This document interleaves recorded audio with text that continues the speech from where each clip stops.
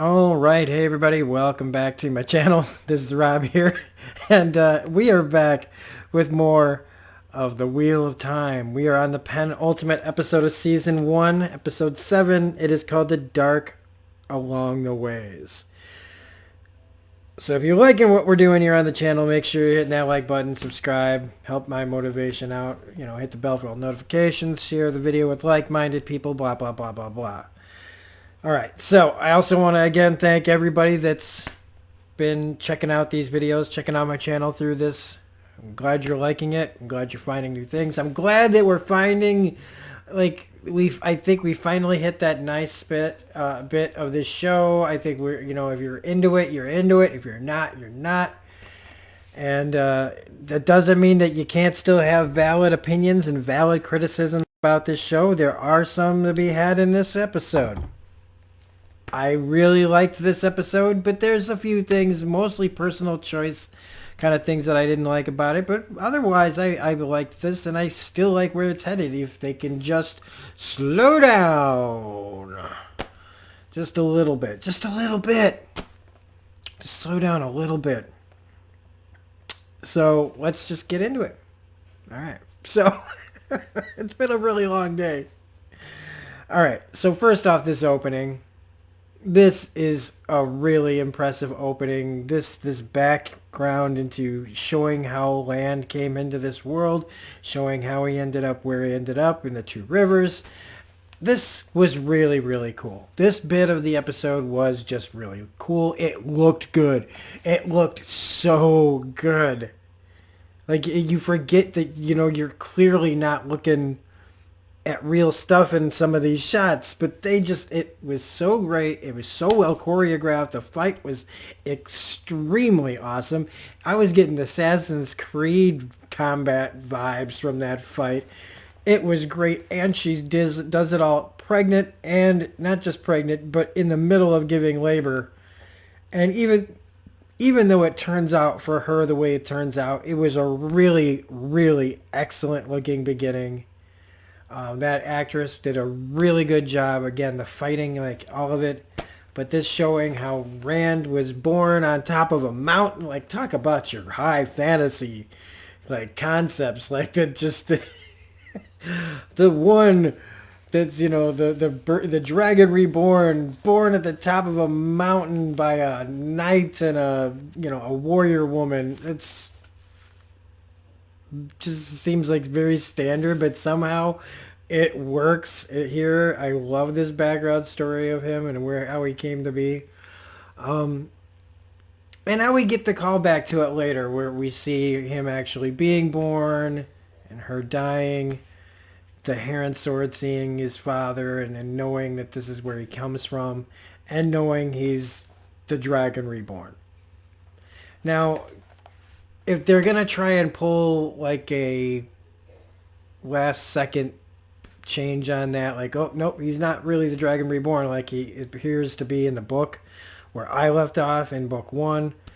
Or will they try to do it like, I think there was at least one comment that brought up like maybe they'll do like a bunch of people all together having to do something. I don't know. But that's like the big reveal in this. And I think with a lot of the speculation surrounding whether or not they were going to stick to the book or do something completely different, there was genuine reasons to think that they would do something different because of all the differences that they've made and take it in a different direction. Walking Dead does it all the time still. Is gives somebody, somebody lives and takes away somebody else's death, all that stuff. And this isn't the first show to change the source material, and it's not going to be the last. So, but I liked all of that stuff. The stuff I didn't like was a lot of the dialogue when they were all together, just talking about who loves who, who's jealous of who, who likes who, all that stuff. It's not like it's not bad dialogue. It's just not something that it was just bouncing right off of me. If you like that part of it, I mean, I know there's some really necessary stuff that they threw in there, especially with the Gwaine really being the one to try to pull everybody together. That stuff that, there's nuggets of good, what I like, the kind of dialogue I like, but a lot of this episode is a lot of looking at each other and so that just for me personally doesn't work, and it drags down the episode and makes the episode feel a lot longer than it needs to be. And then the ways. I'm sure I'm not going to be the only one that was disappointed in the ways. But again, this is one of those times where I'm trying to keep my book expectations away from my show expectations. I think there are many different ways to look at the ways and imagine it in your head, even after how they describe it to you in the books, how you're going to see it in your head, that interpretation of what you're reading. There's going to be 100 billion, well, I don't know about that many, but a ton of people with different ways that that's supposed to look. And this would still look boring. What they did in this looked boring, and sometimes I don't, and I've brought this up before, I don't know where some of the, like, if this money show is like, what, 10 million an episode, somebody said? Somewhere, is that the right information? I don't know. But, like, sometimes the show looks like a $10 million an episode show, and sometimes it looks like $1 million episode of show. Like, that the set, like, it was just, they had the luck of it being in the dark. So it's like, well, the best part is we really don't have to show anything because it's totally black. There was a nice shot of when they panned back and showed like what it kind of looked like in the shadows. That was a pretty cool shot. But otherwise, the ways, well, first off, they were there and then they were out.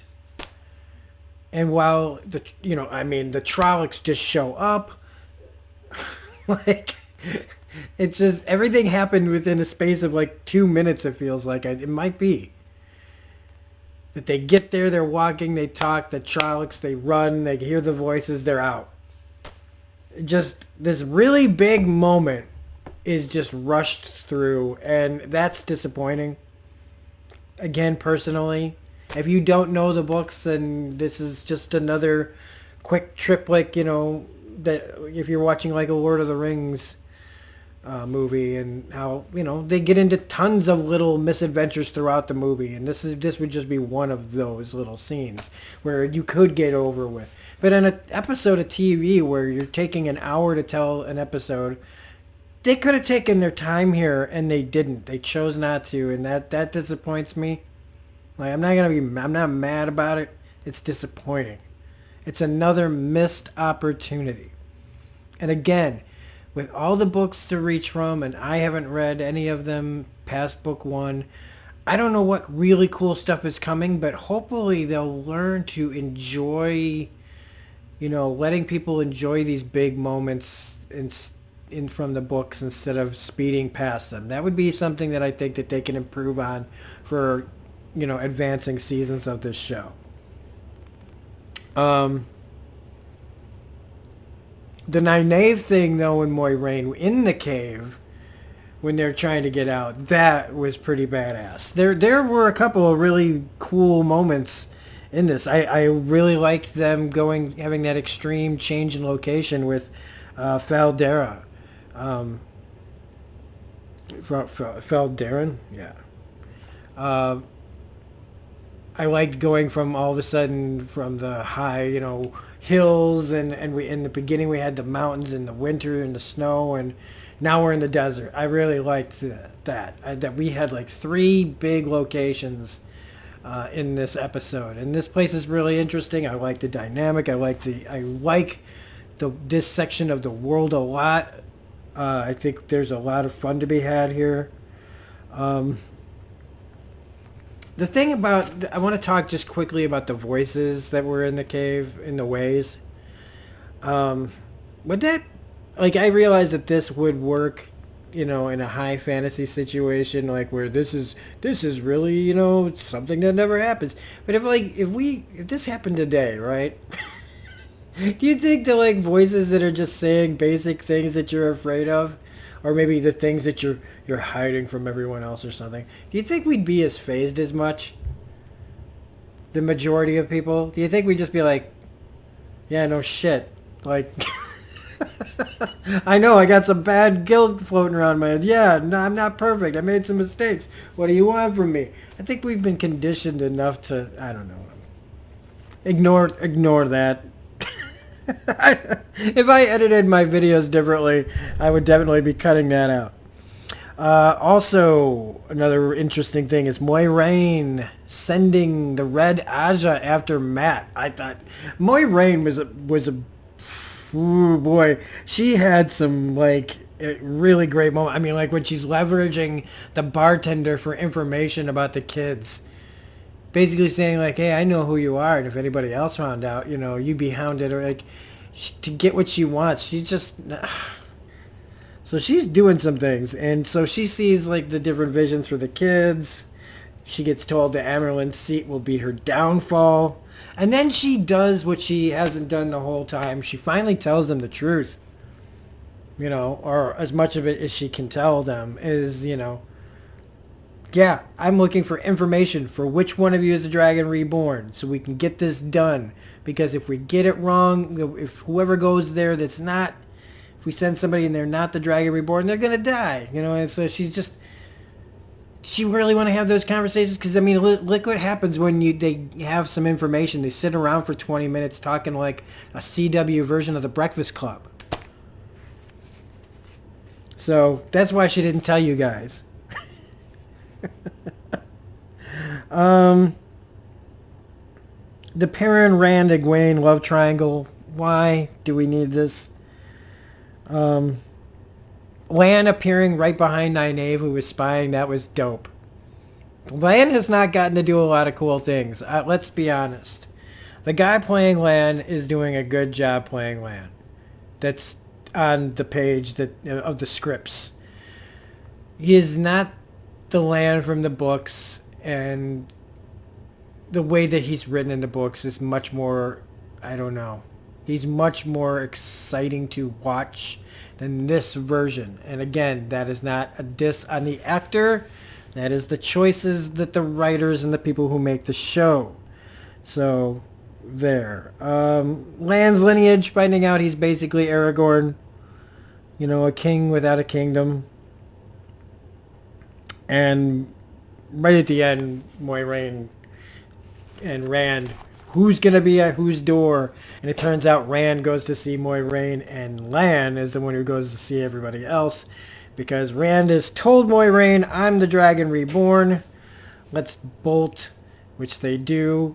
And moiraine cuts the, you know, hides the, like, masks the bond that she has with Lan so he can't just find her. As they head into the Blight, which is really impressive looking, but it'll probably, who knows, that'll probably look like a little mini set by the time we're inside that thing. But what next week is the finale.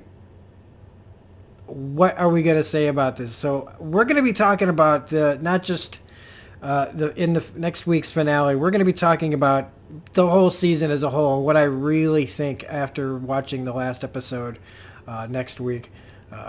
What do I really think this season accomplished, what it can do better, and what are, you know, if I'm holding anything back, if I've held anything back, it'll be brought up in next week's episode.